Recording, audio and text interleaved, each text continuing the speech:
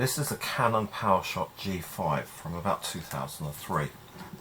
Now anyone who knows me will tell you that I am a pretty much dedicated Nikon or Olympus user, but I do like Canon compact cameras.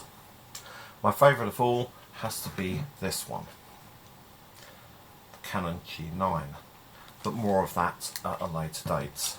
Today I want to have a look at this superb little 5 megapixel camera from the early part of this century.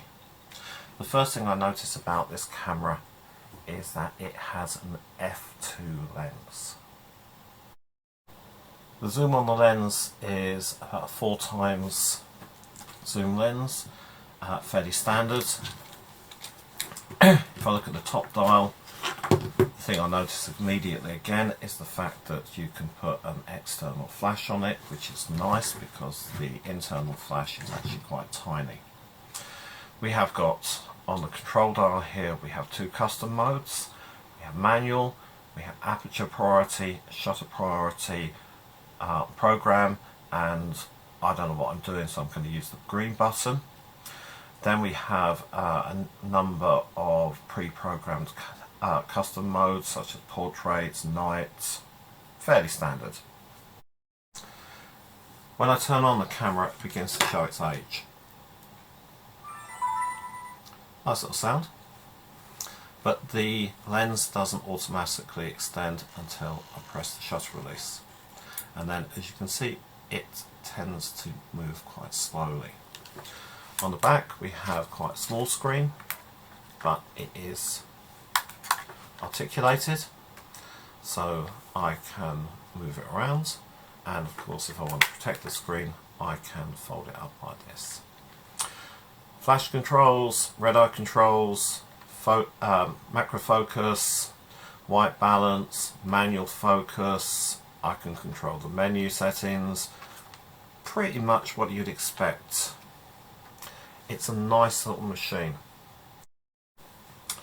Let's turn it off. It's a dedicated off button. It takes compact flash cards. There's a 4 gig one in it at the moment. Maybe not quite as accessible to buy these days as SD cards, but you can still pick them up fairly cheap. On the bottom we have Canon battery pack. Now this particular Canon battery is quite common to a lot of the older cameras, so again very accessible. Put it on a tripod. I can do a self-timer, I can do multiple images, I can zoom in, I can zoom out. Well, it's a camera. I suppose the proof of the pudding is in the eating, so I've included some pictures that I took at the Descamps Railway Centre the day that I took out the Fisher-Price camera, which was very well received by the people there. And I've also, because it's now at the time of making this nearly Christmas, I've gone out and taken a few pictures of Christmas decorations for comparison.